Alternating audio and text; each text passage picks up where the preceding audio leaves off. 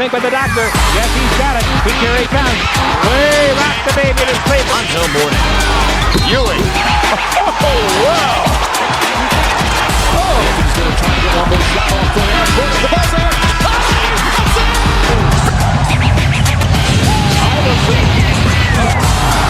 How about that? Steps over Toronto. He's got about three. He'll put up a three.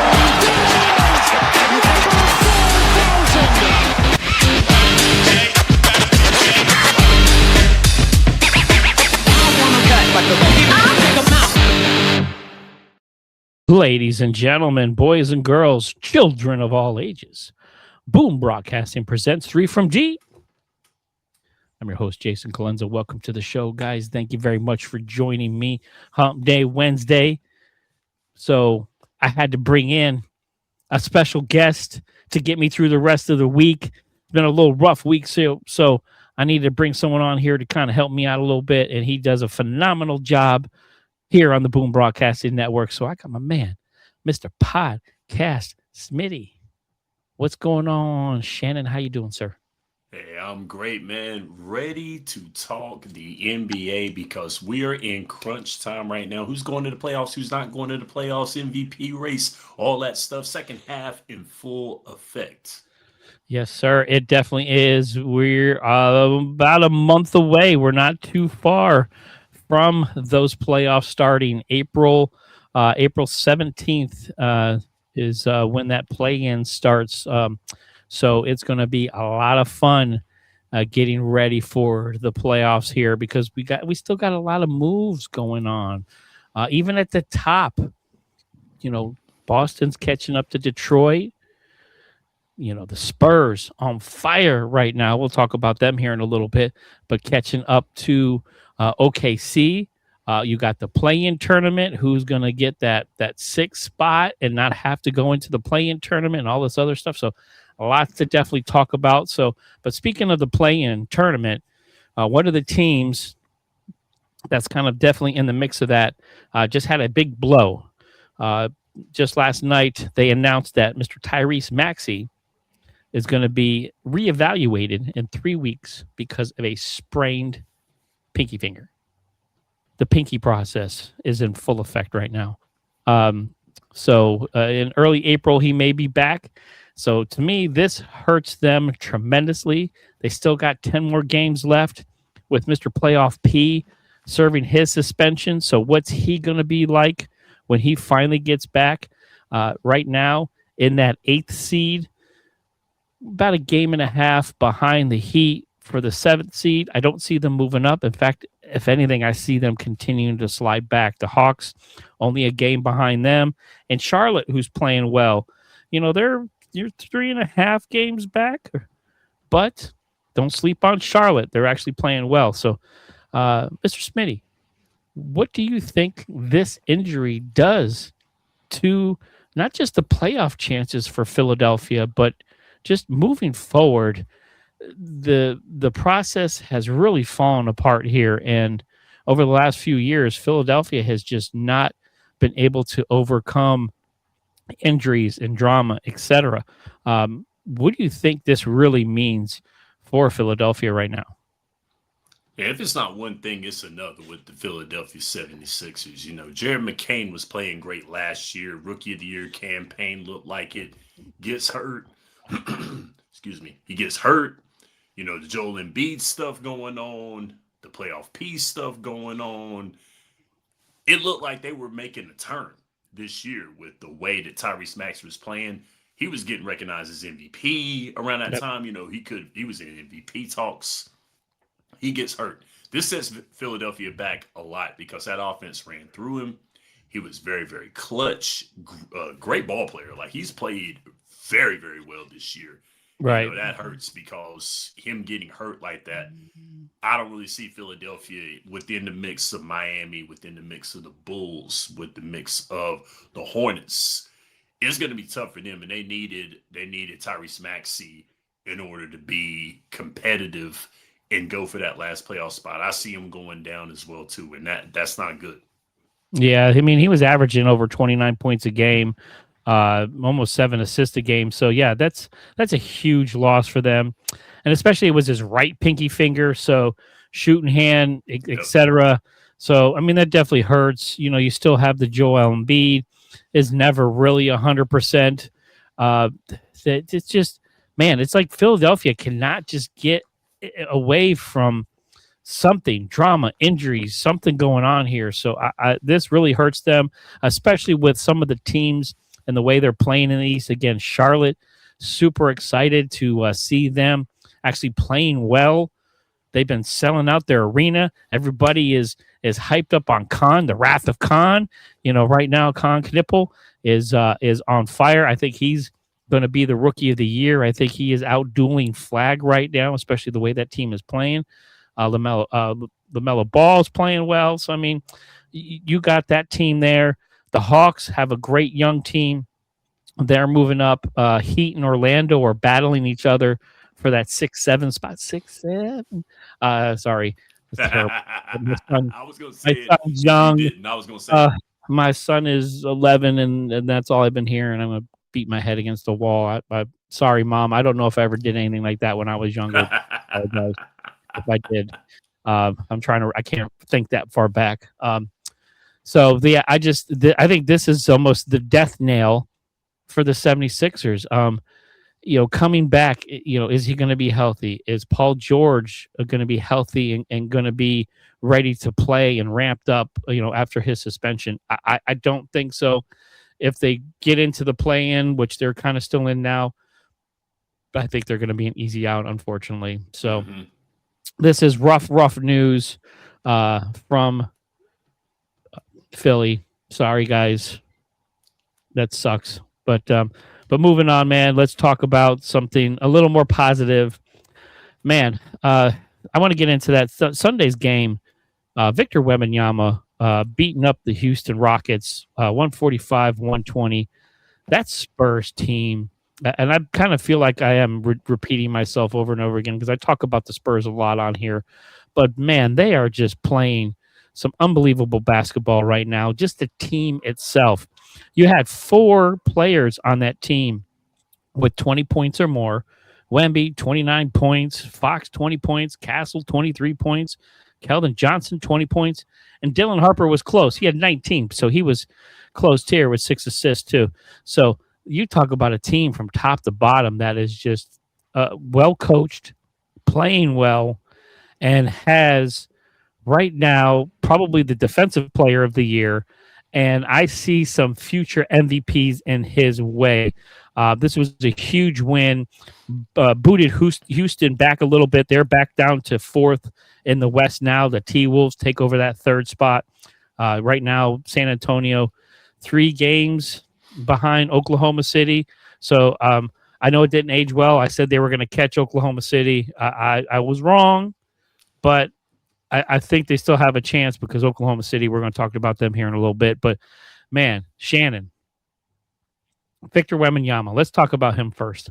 Lock for Defensive Player of the Year. And what do you see in his future when it comes to the MVP, the way he's playing right now? I believe that Victor Wembanyama is getting the Defensive Player of the Year award that he should have gotten his rookie year.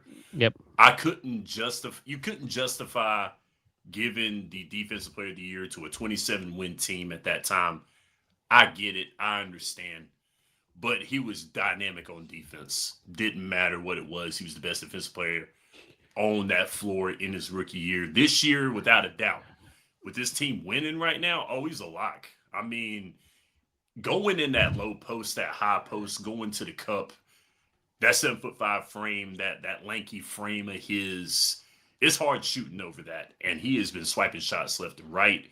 He's been clearing the glass. He's got steals as well, too. He's just been a force when it came down to driving to the hole.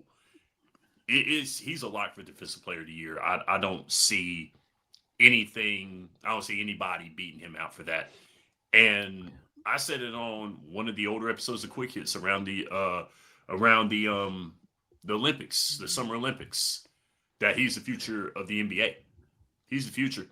I don't see anybody that will be the face of the league that has been drafted around his time. Right. I think that Wemby's that dude. I think the Persian Pillar is that guy because he is getting down the floor. Like me and my dad, we were watching the game. We were watching the Rockets game on Sunday. I was at their house for dinner and everything. My sister and me were there, and me and dad were watching the game. Mom, my sister, my niece, they were talking and joking and everything. Me and dad were watching the game. Dad's like, "Have you seen this guy?" I'm like, "Dad, I was seeing him when he was in France overseas." He said, Right. This dude is good. It's hard not to see him. I mean, he's ridiculous. Yeah, my pops, he's like, I love watching this dude, man. I mean, and my pop, he's a Hornets guy. He watches the Hornets every time. But he is big on Victor Wembanyama, and he should be. And I am too. I think he's the face of the league coming up very soon. He's loading right now. He does things on the court someone his size really shouldn't do. Some of his offensive game, his footwork, the way he can drive to the basket. I mean, it's nice he can shoot a three, which is he doesn't have to worry about anybody being in his face. He stands over everybody. I mean, shooting threes, he's like, guys like hands come up to maybe his mouth or something. But so, yes. So his offensive game, some spins, he does the dunks. He can move around the basketball and around the basket. And I think that's the thing that impresses me the most is he moves around the court. He's just not, like old school, go down to the post, stand there, wait for the ball to come in, back a guy up and then dunk. He's all over the place. He runs around kind of like Steph Curry, who, he's at three, he's free throw, short. And again, he just one step, not even, he's dunking the basketball. He's ridiculous. And then defensively, if he's on the perimeter, how are you going to shoot a three over that? I mean, you got to shoot the ball into the damn rafters just to get it over him. It's like shooting over a giraffe. He's a giraffe. I mean, it's ridiculous. His wingspan and how tall. And and he don't even have to jump. He just puts his hand up, and it's like, what are you going to do? What you have he swats with precision, and there's nothing sometimes you can do. You drive to the hoop, and he's right there. You can't do anything. You're just kind of lost. Creative player in NBA Live. He's that creative player that everybody creates. I mean, with 99 everything, he's the tallest guy. I mean, that's the creative player. Yep, no joke. And he's having a phenomenal season right now. And they've been limiting his minutes. Like, he was injured earlier. He still is eligible as long as he knocked on wood. As long as he doesn't miss any more games, he's still eligible for all the awards. So they've been really kind of playing him the right way. Like, it's not load management the bad way that everybody hates, sitting and, he's got a sore knee and then you got to sit him down. But they've just been watching his minutes, putting him in and taking him out. Like, they've been the Spurs organization does a phenomenal job just coaching and making sure their players are ready, and that team. De'Aaron Fox is ridiculous. Castle, ridiculous.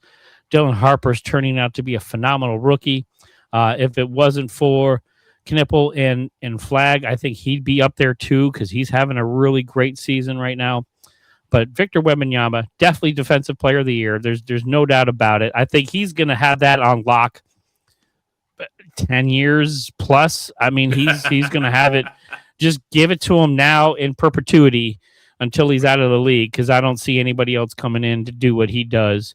And I can see MVP considerations coming up here soon. I mean, I think once he really gets used to the NBA game, where his body is ready for it, for the punishment of an 82-game season, he's going to be a surefire MVP. It's just so much fun to watch. It's hard to not be a fan of Victor Wembanyama, because he does a lot of the right things. He's a pretty cool dude. Parisian Pillar. Let's get that nickname out there. Yeah. It's going to be hard to beat him. But right now, the Spurs firing on all cylinders, nipping at the heels at Oklahoma City, for that first in the West. I have them coming out of the West. What are your thoughts? You think they can come out the West? I got them coming out. It's hard not to go against that. It is hard not to say so. And I'm going to go ahead and say it'll be a 7-game series for the Western Conference Finals. Of course. And I think that they fall short. Oh, okay. Well, because fine. They're going to push a team to the limit. It's right. going to happen. I mean, this Western Conference is tough. Yep. So, especially the top 3 right now in the Western Conference, they are tough as nails. And then you got to add a Denver Nuggets in there as well, to a Clippers squad that could be very scary if Kawhi Leonard is still playing at that time. And he's playing. Right. And he's playing right now. So, okay. Playing good. For the time being, while supplies last. So, I mean, but I think that they fall short this time around. I think next year will be their year. But as of right now, I'm not ready to crown them yet. I want to. I do. I really You want to crown them, then crown them. You want to crown them, crown them. Like don't Denny greet me like that. Oh, man. Rest in peace, Denny. Love you, man. Oh, yeah. Yeah. But I think that their time is coming. They are coming. I think they're there. I really do. I mean, I look at, the way the West is right now. Denver, the Murray injury really hurts them. We'll see how long he's out. But the couple of Denver losses here lately have really put them on notice, and they're suspect. I always have questions about the Lakers, even though they beat my Knicks, but I'm not going to talk about that because I'm not going to get mad on my show. Houston can't get by them. No. Houston, I mean, they just don't have enough firepower. The depth that this team has is ridiculous. And if you look at Oklahoma City, they were stretched to game 7s a lot last year. True. I mean, with the Timberwolves, Indiana, even with a hurt Halliburton, they were stretched to a game 7. So to me, this Spurs team is better than any of those teams that took them to a game 7 last year in the playoffs. So I think Oklahoma City, nobody's really scared of them. Excuse me. We're going to talk about them here in a second. But no one's really scared of Oklahoma City right now. They started off on fire in the beginning of the season, but, they just started dying out. They had some injuries. SGA, is he going to stay healthy? I mean, that's the one thing. But if this Spurs team stays healthy, I think they represent the West. I can't see anybody that really matches up with them well. The only team I can say that would probably stretch them would be the Timberwolves. Because Anthony Edwards, they have some length. They have their own Frenchmen. We're going to have the dueling Frenchmen in the Western Conference Finals. We're going to have the Stifle Tower versus the Parisian Pillar. I cannot wait. My French, I got to practice my parlez-vous français and get some French fries. And we go some crepes Suzettes, and we going to just roll with the Western Conference Final here. But that's what I think it is. But, man, I tell you what. The Spurs, that is a fun team to watch. And Victor Wembanyama is the face in the NBA. The other thing I want to bring up, and I want to get your thoughts on it, everybody in the NBA right now that is really the face of the NBA, because, you look at Steph, he's getting a little older, even though he's still the babyface assassin. He can be 37, so he ain't spring chicken no more. Of course, LeBron James, 41 years old. His hairline's 52. So, he's fallen back a little bit. So right now, if you look at it, Victor Wembanyama, Shai Gilgeous-Alexander, Nikola Jokic, Luka Doncic, you're looking at the world. There's not a lot of, there's some American faces out there, but not as big as those guys. Giannis Antetokounmpo, let's throw him in there too. So you're looking at probably the top 5 players in the NBA in the game right now are world players. How much has this really changed since, you and I were younger, where you had Jordan and Kobe and Shaq, and you had, where the United States dominated the face, even LeBron James, Kevin Durant, these were guys that dominated the league. They're starting to fade away. Now it is a world league. What do you think about that, and how much does that affect basketball in our country? It's cool to see. It's really cool to see the world's best because when you won the NBA title even back in the 80s and the 90s, they called you the world champion. And now that's really got to take into consideration I like that. now Yeah. because you've got the world's best. Right. You've got the best in the world in where the league that is most watched around the world, the NBA. So that tells you a lot. But also, too, that tells you that the NBA has changed as well, too, because the game is catered more to a world game now than what it was when we were watching it 10, 20, and 30 years ago.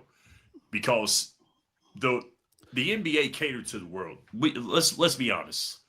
We can't sit back here and kid ourselves and say that the NBA didn't change around to lure these guys in from Europe. Right. When Dirk started taking over Right. in the NBA, they started looking and was like, you know what? Who else does the world have? Right. And sure enough, they came.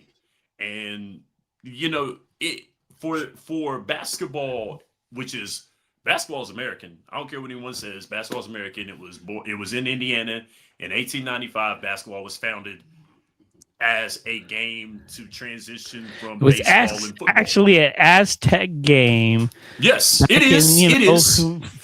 A thousand years ago. I mean, I'm going to throw that in. I'm going to get my history. History is written by the guys who won.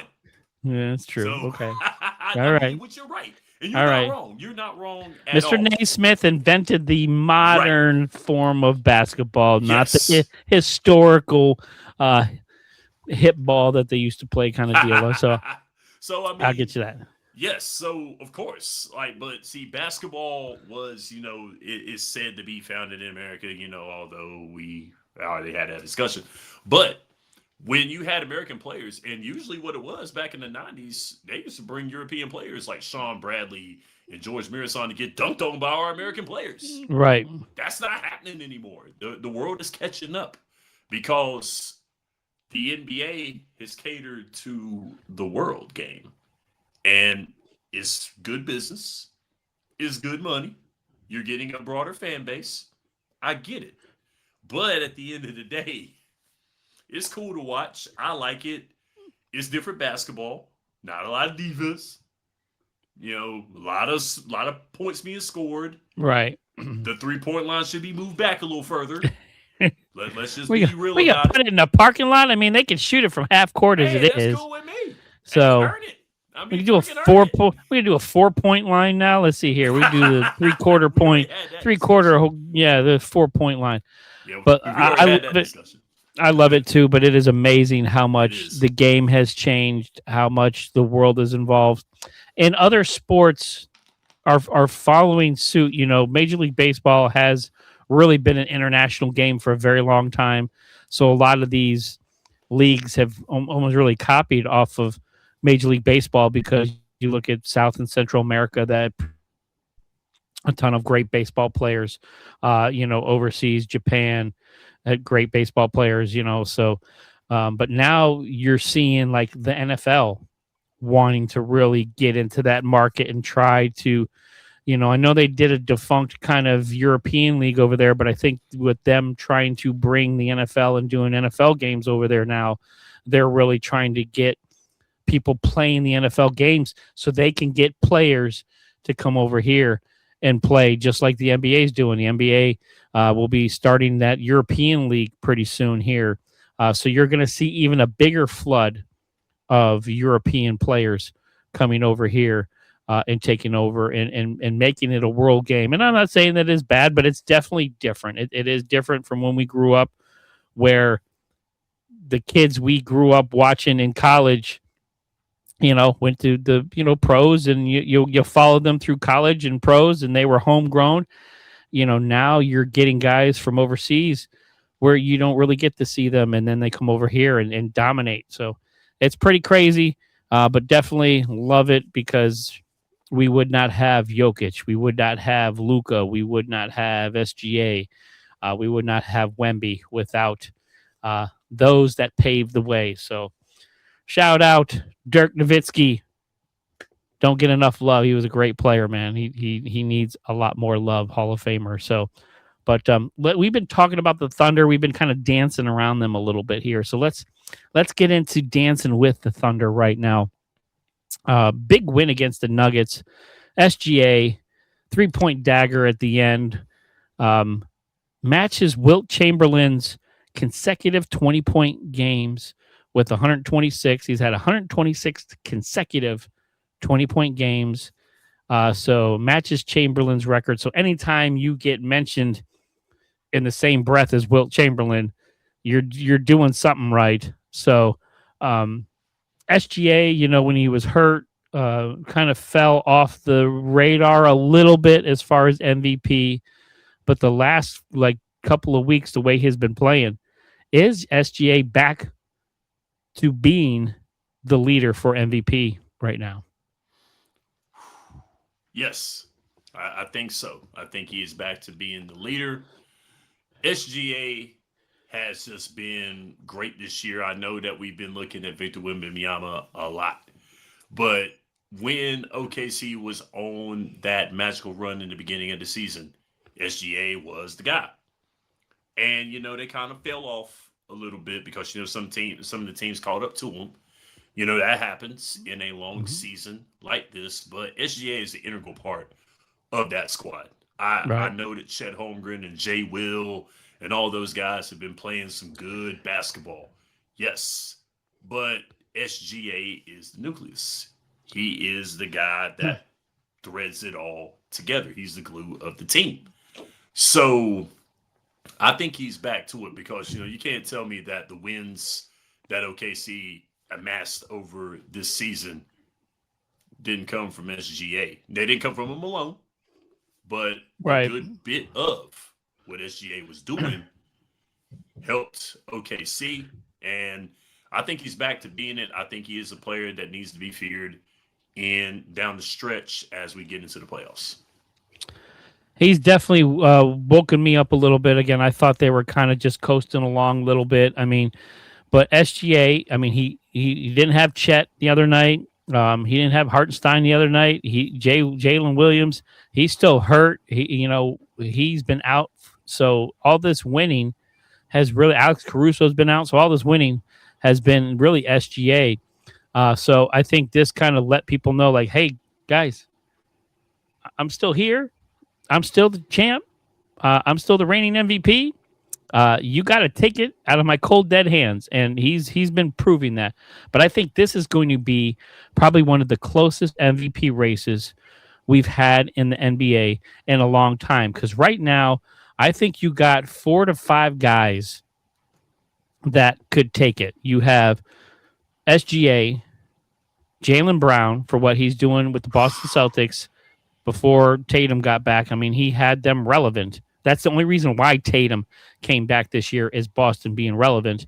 Cade Cunningham and what he's doing in Detroit, phenomenal.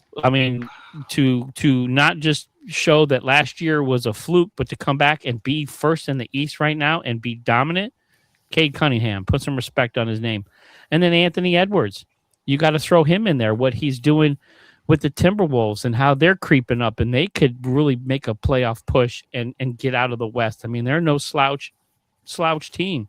And then you got to sprinkle a little Victor Wembanyama in there too, but we'll see about that. But so I think this is going to be a really close race.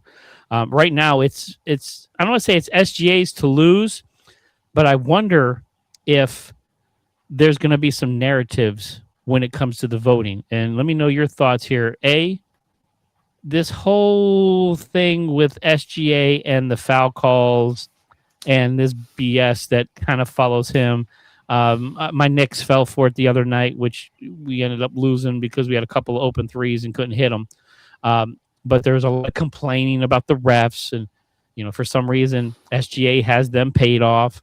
That narrative, and you also got to look at in the NBA, they hate repeat champions.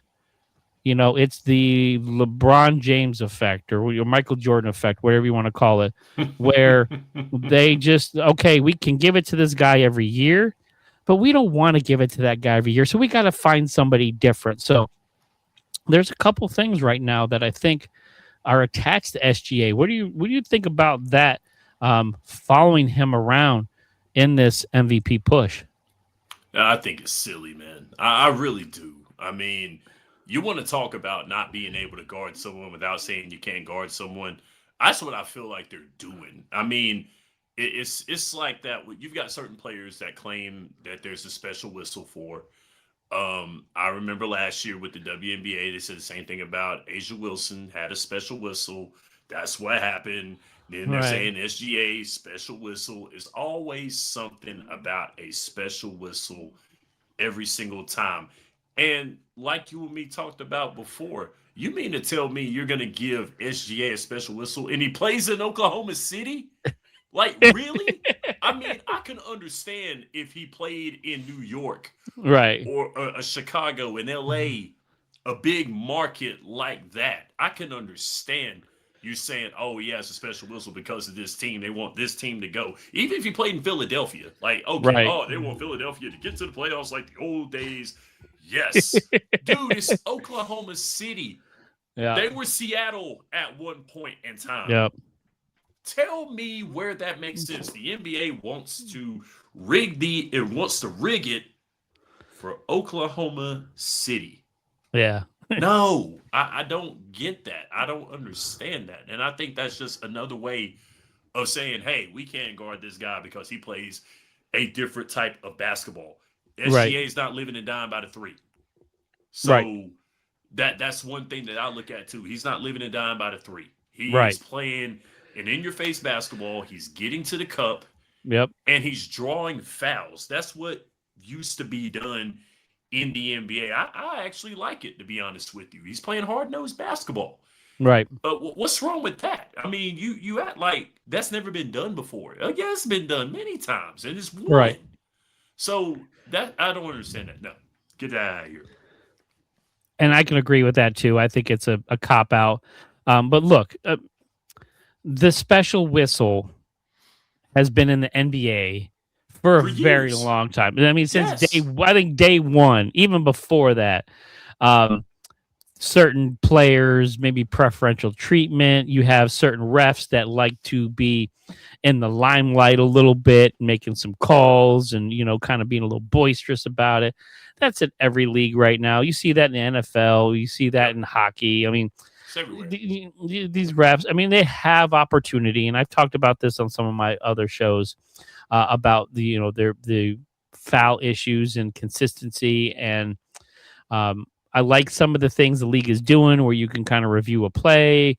They have the disclosure at the 2-minute warning disclosure, where if they miss calls, they kind of disclose, hey guys, we did miss one. To me, a foul call here and there does not win a game. If it was the last play of the game, buzzer goes off and there was some weird foul, like he wasn't fouled or heck, he should have got fouled. Like maybe yes, but yeah, this is completely made up. Luka just got fined for talking about the refs. So, I mean, this is, and Luka's another one who is notorious for just like complaining. Like he's constantly there. I mean, LeBron does that too. You have some of these great superstars. Just play ball, dude. I mean, come on. They're going to call the foul. They're going to call the foul. You adjust to the game. Look, these refs call games the way they call them, and it's your job to adjust to how they're calling the game. And if there really is a problem, then you go to your coach and you let your coach get the technical and argue, and you just go out there and play ball. And for them to attach this to SGA is ridiculous. But I do think that the getting tired of seeing the same guy over and over again, I think that really is going to follow him more than anything, because the NBA wants somebody new. They're looking for not just a face, they want faces. They want more people that are going to be the face of the league. They just can't have one guy win it every year. And LeBron was that way. I mean, how many years in a row could LeBron have won it? They gave it to Steve Nash one year and another, so they just, they had a bunch of different guys. It's like, Jordan like burned him out, and it's like, okay, you gave it to him every year, but from now on, we're not going to do that. So I think that's going to have more of an impact on voters right now than anything. But he is playing phenomenal basketball. It is hard to not see what he's doing. It's just going to be really tough for him to get out of the West because he's going to need his full complement of players when it comes to playoff time. So Jalen Williams, Chet, Hartenstein, Caruso, he better have everybody because right now, if those other teams, the Spurs, the Nuggets, the Rockets, even throw the Lakers in there, throw the T-Wolves in there, the Clippers, you're going to have, if those guys all have their full complement, you're in trouble because they're not scared of you right now. Right. But I love it. It's heating up, man. It's good stuff to talk about. So we're gonna take a quick timeout because my man Shannon Smith, aka Podcast Smitty, is a fan of sport. And I am a fan of sport and a fan of his. He does a phenomenal job, guys, on the Boom Broadcasting Network. If you have not checked out his Quick Hits podcast, please do so because he's all over the map. He's like the Ocho. He is ESPN 8 here for the Boom Broadcasting Network because he talks about just about every sport you can think of. So I want to get what Mr. Smitty is excited about here now that spring is kind of here. We're here in March Madness. That is coming down the pipeline. NCAA tournament. We have the NBA playoffs coming up. We have F1 racing. We have NASCAR.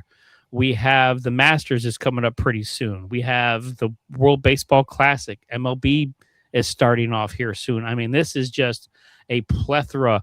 We have NFL free agency. The NFL draft is coming up. So we have a ton of sports coming up. What is Podcast Smitty most excited about in the next coming months when it comes to being a fan of sport?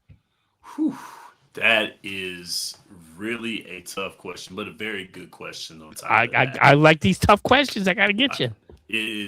I'm not looking forward to one thing in particular, but with everything culminating, I must say the Major League Baseball season is what I'm looking forward to the most. Wow. Okay. Because this is the year before what we're getting into the collective bargaining agreement.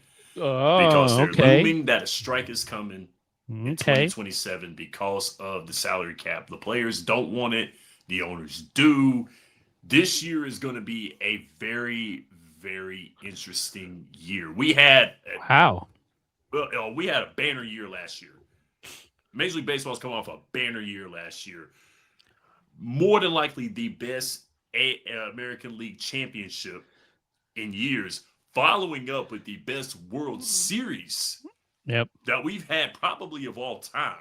I would have to say that was the best World Series, definitely of our time. But all time, it's got to be up there. Like that Game 7 was incredible. Whew, it was really, really good. So I'm wanting to see if the Major League Baseball guys can capitalize off of that and see what the strike is to hold, because man, I don't want to look at a strike and I don't want to think about it with any sport. But right now, with the heated debate that the owners and the players have, right? If the Dodgers do it again, they're going on a strike. It's a wrap. We're done. If the Dodgers win it again, they'll probably go on strike the next day. On top of that, because oh my gosh, man, a three-peat with that big of a bank that they pulled off to get those guys. If they win 3 in a row, it's a wrap. We're going on strike tomorrow. So I think we will. But other than that, the Masters is going to be fun to watch this year. Scottie Scheffler, the best golfer in the world. Who's going to get this guy? Can Rory McIlroy get it again? Right. Finally getting the Masters after 10 years last year. That was great to watch. The World Baseball Classic has been in full effect. the NFL draft, the free agency that's going on.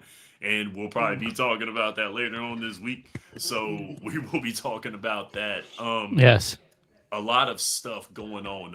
UFL is going to be starting up here. I know that Yep. not a lot of people are going to be really big on the UFL, but if the NFL is listening, if the NFL has any type of thought pattern going through their head, make a minor league out of this. Please do. I mean, we're hearing I all this love stuff that. about how Love the it. quarterback position is not being developed and all these players and all this stuff. You have the league right there. Love So it. develop these guys. If you're talking about player development, it is what you lack and is what you want. You have a league right here as you do that with, and then you can expand the league on top of that too to feed into these leagues Right. and get these players going. So, and then you got this crap going on with the NCAA with the transfer portal. 4,000 football players went into the transfer portal in January. I talked about that on Quick Hits. You can get rid of that right now by creating a minor league, a pipeline for these players to get them into the NFL. They got to do it. It's got to be done for real. But that's right. I agree. Yeah, man, this is right now. You get sad when the NFL ends. It's like after the Super Bowl, you kind of get depressed. It's still kind of winter time. It's cold out. But then all of a sudden March hits and spring is out. It's a little warmer out. And you wait a minute. We got NBA playoffs. We got the NCAA tournament. Yep. We got baseball starting. We got golf starting. Tennis. It's just, oh my. Like, it's just everything all of a sudden blooms. And you go, well, wait a minute. Okay, football, I miss you. But damn, we got a lot going on. So I love your point about Major League Baseball. Yes, this is probably the most important season in Major League Baseball history right now. I can remember 1995, year after I graduated high school, not giving my age, the New York Yankees were playing great, and they really had a chance to make it to the playoffs and make it to the World Series. It was Don Mattingly's last year in the league, I believe, who was one of my favorite players. In 1995, the strike killed Major League Baseball for 3 years until Mark McGwire and Sammy Sosa single-handedly saved Major League Baseball. Now they're being crucified for it, but I mean, they literally saved baseball, which is a whole nother discussion. I'd love to get my man Chris DeLuca from Dugout Debrief and have that kind of discussion here, because I really think the hypocrisy of Major League Baseball is disgusting, and the owners should be ashamed of themselves. But we'll get into that after. But yeah, I'm super excited right now. My man Aaron Judge showing up for the USA in the World Baseball Classic with his arm, with his bat. I love it. So I am really excited as a Yankees fan for this upcoming season. I am excited for the Masters to start. This NBA playoffs is going to be bananas, man. I am uber excited. I think probably right now, I think that's the most thing I'm excited about, not just because I have 3 from deep, but I think this NBA playoffs is going to be one of the best playoffs we've seen in a long time, because there is a ton of great teams. There's a ton of great players, and this is going to be a magical playoff series. So thank you very much for answering that question for me here. We'll talk a little bit more about the fan of sport here with my man Podcast Smitty. I do appreciate that. But since we're talking about magic, we're going to get back in here to the NBA. And something happened the other day. The NBA announced that the Atlanta Hawks are canceling their Magic City promotion at their arena that was set for March 16th. And for those of you that don't know, Magic City in Atlanta, it's a strip club. It is probably one of the most famous in the world, not just because it's a strip club, but they got good food. They are known for their parties. They are known for being a hangout for the elite on their feet. So, I mean, it is a magical place. And it is a fixture in Atlanta. So they figured, well, let's have a promotion. So the Hawks wanted to have this promotion, and the backlash was immediate. And in fact, Mr. I got the statement here from the commissioner, Mr. Adam Silver. I'm going to read off here real quick because, I do some type of reporting here. When we became aware of the Atlanta Hawks' scheduled promotion, we reached out to Hawks leadership to better understand their plans and rationale. While we appreciate the team's perspective and their desire to move forward, we have heard significant concerns from a broader array of league stakeholders, including fans, partners, and employees. I believe canceling this promotion is the right decision for the broader NBA community. I'm not going to knock a team for doing promotions. I mean, there has been a lot of crazy promotions that a lot of teams have done. I remember the MLB disco night that turned into a fiery disaster. There's been a lot of bad promotions out there that we can talk about. But Smitty, this had me thinking. I mean, the hypocrisy, and I talked about that earlier. I used that word, so I'm going to use it again. Of the NBA, they can promote gambling. They can be in beer commercials and promote drinking. They have a lot of other suspect stakeholders. They have a lot of suspect. I'm trying to be politically correct. I mean, they have a lot of things that are just not as genuine to the wholehearted America that everybody thinks that everything is innocent. So the NBA deciding to cancel this are really forcing. Let's just call it what it is. They're forcing the Hawks to not to do this. I mean, let's call it what it is, because they're afraid that some sponsorship's going to back out, even though a lot of the sponsors that the NBA has are suspect. Let's talk about the clothing aspect of the NBA and a lot of their shoes and a lot of their jerseys that are made in China with, youthful people making their stuff. So, I mean, how much more do I need to go into? But Smitty, is this a big deal? Is this no deal? Or is this the NBA being a big old hypocrite? The hypocrisy is definitely there. Luke Cornett spoke up and said that he felt like this was a bad move. He has children, and these children should not be subject to this. Understandably so. I get it. They should not be. But again, what you just point out, with all the hypocrisy of the NBA, was one more thing gonna hurt? Yes, they were forced. Absolutely. They were forced. I feel like the NBA was being hypocritical because that if they got to cancel Magic City Night, then they got to cancel a lot of other things. And if you do that, then you messing with people's money, and they gonna get you if you do.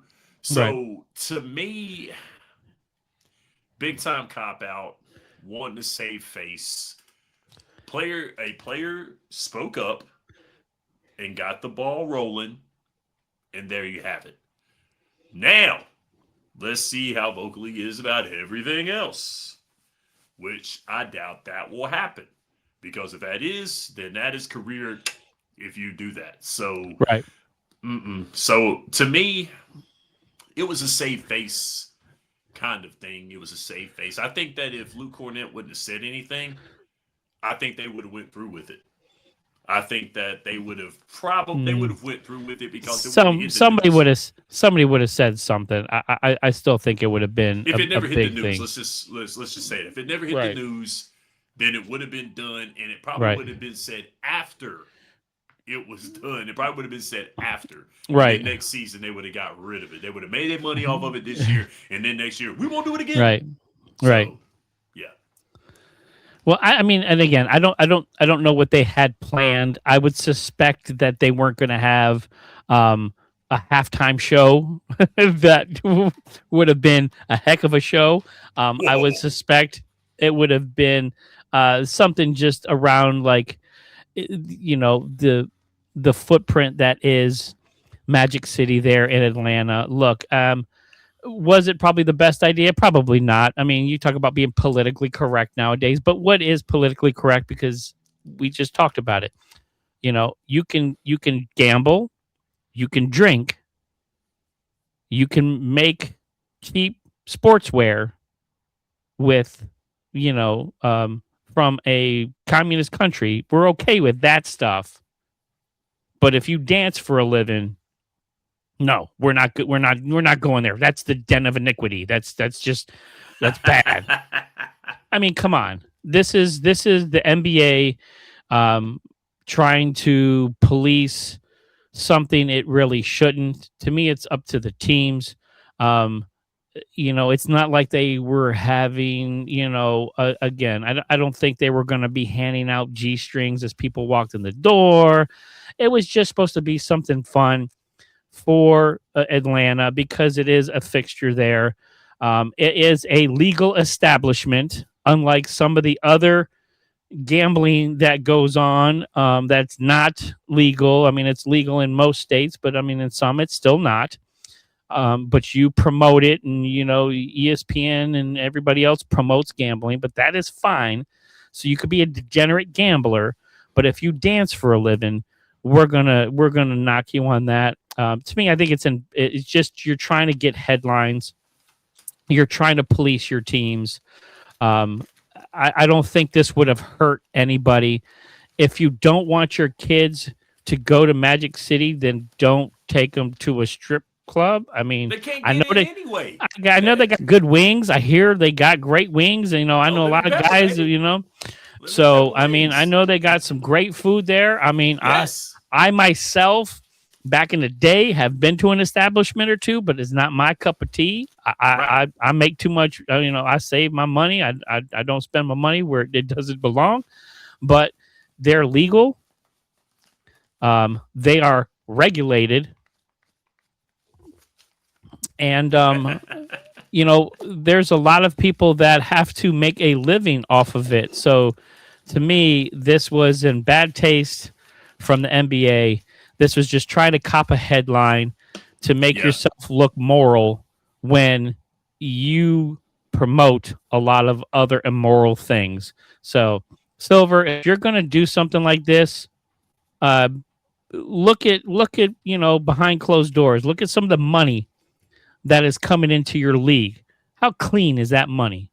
So don't act like this because it's a strip club that's dirty money. It's legal. And look at what happened in the beginning of the season. The season began with a gambling scandal. Right. It began with that. People got arrested. People got in trouble. Right. And you're wondering how many other people were doing this. And then you have this in order to say, hey, guys, we gambled. We got caught. But we're going to keep the game wholesome by not hosting a Magic City night. Big deal. Big deal. Yeah. No, I would have loved to have seen it. I think that would have been cool. I wanted to see the jerseys, maybe some glitter on the jerseys. I think would have been great. The powder. Little baby powder.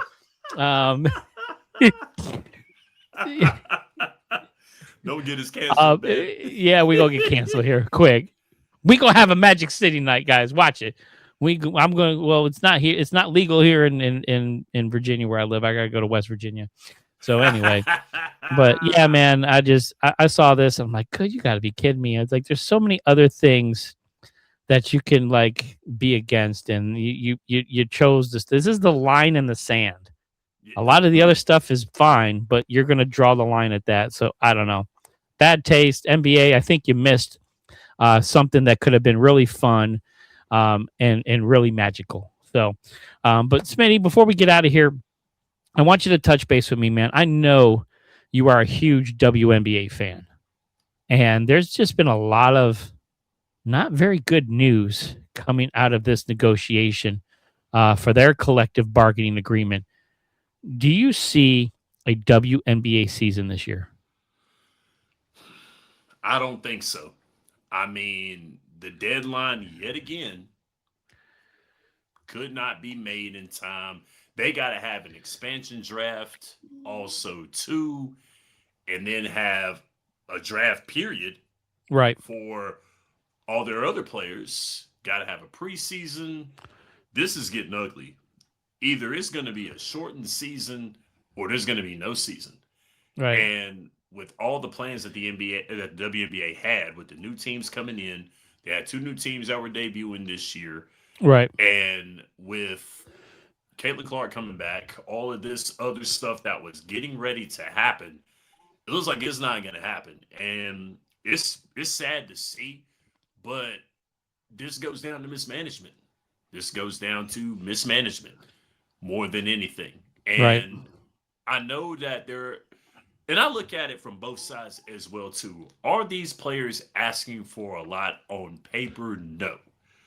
But the WNBA is making it seem like they are asking for a lot. And there are critics out there on the outside saying, well, the game doesn't make that much money. Oh, the game, they're not getting paid that much because they're not in demand. Look, I understand. Are the players being stubborn? Yes. Of course they're being stubborn, but also management is being stubborn as well too. When you see the growth of a company and all you want is to be a part of the growth of the company, right? I don't think that's much to ask. Hey, you guys are doing great. Yes, you guys are getting the television rights. Yes, there's money coming into women's basketball, and we would like to get an exponential growth in what we're getting paid. We want better facilities. We want to be safe in the workplace.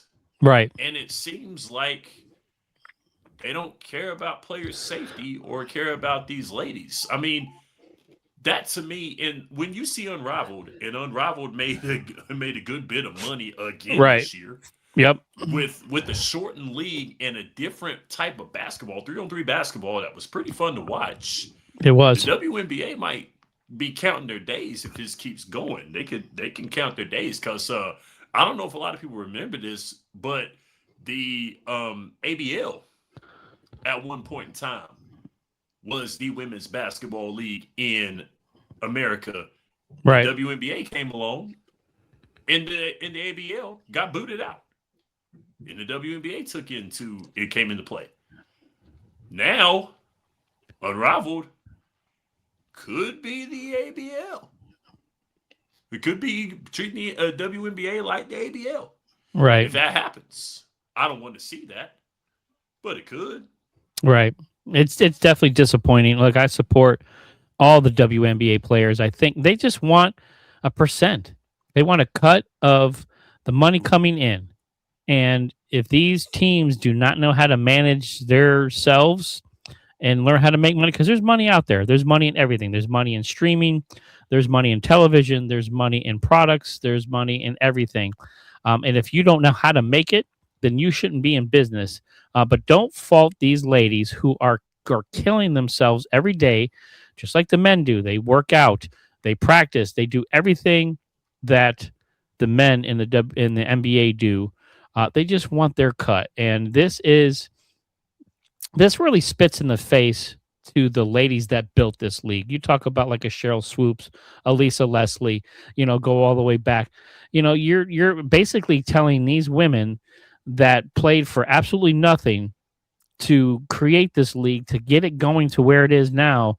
You're basically telling that, like, okay, guys, thanks, but you're not worth us paying you. And that's absolutely ridiculous.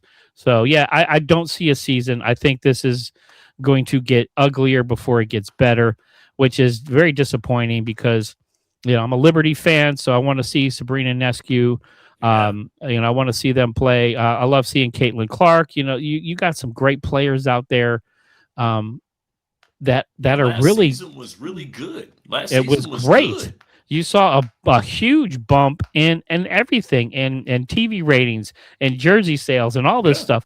But the greedy are greedy for a reason, and it's unfortunate. So I hope they figure it out. I really do, because I do not want to lose the season, but I really don't see it happening, which is definitely unfortunate. So, but I'm sure once we get a little closer and we get a little more information, we'll see Mr. Podcast Smitty talking about that on a quick hit. So before we get out of here, man, tell them what you got going on and where we can find you. Oh, man. Catch me here on Boom Broadcasting every Friday at 12 p.m. for quick hits. I'm going to be having a little help on this show Friday, where we talk about the crazy NFL frenzy of trading and free agency. We're going to try to recap all of that in one show. I'm going to be having some help because, of course, we can't stop not talking about football, even though the season is over. Yes. But we got to talk some football. We're going to talk about if these squads with their free agent signings, which ones are we looking forward to, which ones are going to be great. We're going to discuss a couple of them that have made headlines. We're going to discuss that. And then all in all, we're going to grade our teams, how we felt our teams did, because, of course, I will be grading my 49ers. And then my guest will be grading their teams on how they did during free agency. And then we're going to talk about other teams and who we thought won free agency and who lost in free agency. So I'm Shannon Smith, and this is Quick Hits. Man, I love it. Thank you so much. Thank you for being on here. Guys, again, hit that like and subscribe button here on the Boom Broadcasting Network, because we have a lot of great content providers, man. You got to hit us up. My man Shannon, we got Chris DeLuca, we got Aaron, we got Carson, we got the president, Mr. Michael Davis. We got Mouthing Off with Mike. You name it, we got it. We got my man Sean with It Stinks doing his TV and streaming show. So, guys, hit us up. Thank you very much for joining me. I appreciate you, and I appreciate all the love and support. Drop me a line if you got any comments, questions, concerns, and I will check you out, guys, on Saturday. Peace.